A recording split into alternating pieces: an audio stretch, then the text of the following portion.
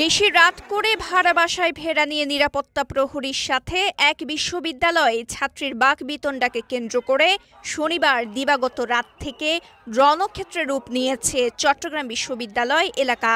রবিবার দিনভর এই উত্তাপ ছড়িয়ে পড়ে ক্যাম্পাস থেকে জোবরা গ্রামের সর্বত্র। স্থানীয় লোকজন দফায় দফায় শিক্ষার্থীদের উপর হামলা করে আমাদের প্রায় 100+ শিক্ষার্থী এখন ইতিমধ্যে আহত হয়েছে। পাটকেল নিক্ষেপ করা হচ্ছে, দেশীয় অস্ত্র ব্যবহার করা হচ্ছে, হকি স্টিক এবং রামদা এবং পিস্তল ব্যবহার করা হচ্ছে। ওখানে ইচ্ছা করে ঝগড়া লাগে এবং আমাদের 25 জন ছেলেকে ওইখানে ইনস্ট্যান্ট আহত করে এবং এখনো 20-25 জন 30 জন ছেলেকে আটকে রাখছে এবং অনবরত হুমকি দিচ্ছে, হত্যা করার হুমকি দিচ্ছে। 3 থেকে একটা ছেলেকে ডিরেক্ট ফালাই দিচ্ছে। জানা গেছে বিশ্ববিদ্যালয়ের দর্শন বিভাগের 2024-25 শিক্ষাবর্ষের এক ছাত্রী 2 নম্বর গেট সংলগ্ন একটি বাসায় ভাড়া থাকতেন। গতকাল শনিবার দিবাগত রাত 11:30টার দিকে ওই ছাত্রী বাসায় প্রবেশ করতে গেলে বাসার নিরাপত্তা প্রহরীর সঙ্গে জড়িয়ে পড়েন বাকবিতণ্ডায়।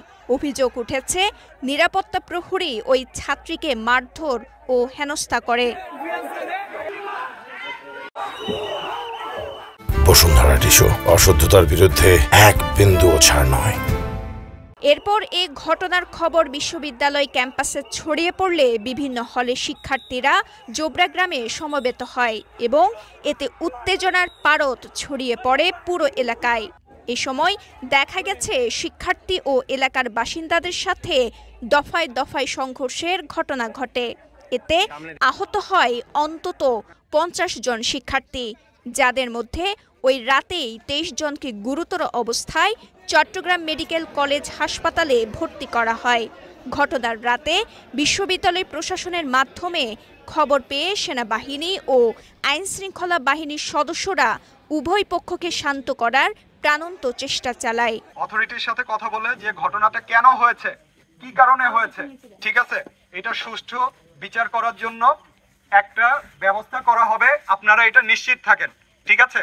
রবিবার সকাল থেকে হামলার প্রতিবাদে বিশ্ববিদ্যালয় প্রশাসনিক ভবনের সামনে প্রথমে বিক্ষোভ প্রদর্শন করে শিক্ষার্থীরা। এরপর বেলা 12টার দিকে জোবরা গ্রামে ভাড়া বাসায় থাকা অসংখ্য শিক্ষার্থী আটকে থাকার খবরে বিশ্ববিদ্যালয় প্রশাসন ঘটনাস্থলে গেলে স্থানীয় বাসিন্দাদের হামলায় আহত হন বিশ্ববিদ্যালয়ের উপাচার্য ডক্টর মোহাম্মদ কামাল উদ্দিন ও প্রক্টর তানভীর হায়দার আরিফ। এছাড়া দিনভর জোবরা গ্রাম থেকে একে একে বের করে আনা হচ্ছিল আহত শিক্ষার্থীদের। এদিকে ঘটনার রাতে চমেক হাসপাতালে মোট 23 জন আহত শিক্ষার্থী ভর্তি হলেও রবিবার এর সংখ্যা বেড়ে দাঁড়ায় দ্বিগুণেরও বেশি। দেখা গেছে সকাল থেকেই একে একে হাসপাতালের জরুরি বিভাগে আনা হচ্ছে হামলায় আহত শিক্ষার্থীদের। আমাদের আরো কিছু বন্ধু বিভিন্ন কটেজ এখন আটকা পড়া আছে, একজন খুবই মুমূর্ষ, আমরা কোনোভাবেই যেতে পারতেছি না। অস্ত্রশস্ত্র নিয়ে আমার ভাইদেরকে আহত করেছে, 500 শতাধিকের উপরে আহত। আমার প্রক্টর প্রবিসি সকলকে র্যান্ডমলি সকলকে আহত করে ফেলছে। ক্যাম্পাসে গিয়ে কোপাবে, এখন আমরা কি করব? এদিকে দিনভর রণক্ষেত্রে পরিণত হওয়া চট্টগ্রাম বিশ্ববিদ্যালয় ক্যাম্পাস ও জোবরা গ্রামে বেলা 12টার পর থেকে দেখা মেলেনি আইন শৃঙ্খলা বাহিনীর সদস্যদের। তবে সকালে গ্রামবাসী ও শিক্ষার্থীদের উভয়ের তোপে পড়ে আইন শৃঙ্খলা বাহিনীর সদস্যরা ঘটনাস্থল ত্যাগ করেন বলে খবর মেলে। পরিস্থিতি খারাপ, আমাদের খালি একজনের পর একজন আসতেছে, কারো মাথা ফাটছে, কারোকে এলোপাথারি কোপাইছে, বিধ্বস্ত অবস্থা। মানে আমরা যে একটা বিশ্ববিদ্যালয়ের ছাত্র, আমরা এখানে পড়ালেখা করতে আসছি, মানে আমাদের মনে হচ্ছে না। আমার পাশের জনের হচ্ছে ইট পইরা তার ব্লাড আমার গায়ে আইসা হচ্ছে, তার ব্লাডগুলো পড়তেছে।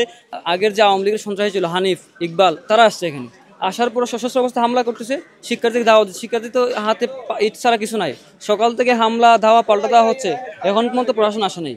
একদিকে রক্তাক্ত শিক্ষক সহ শতাধিক বিশ্ববিদ্যালয়ের শিক্ষার্থী, আবার অন্যদিকে ঘটনাস্থল জোবরা গ্রামে প্রবেশ করতে পারছে না কেউই। রবিবার সকালের দিকে গণমাধ্যম কর্মীরা ওই গ্রামে সংবাদ সংগ্রহে গেলে গ্রামের বাসিন্দাদের ইট পাটকেলে আঘাতের শিকার হন বলে খবর পাওয়া গেছে।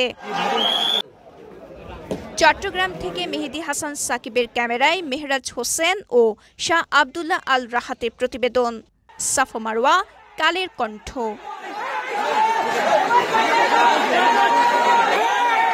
Yeah.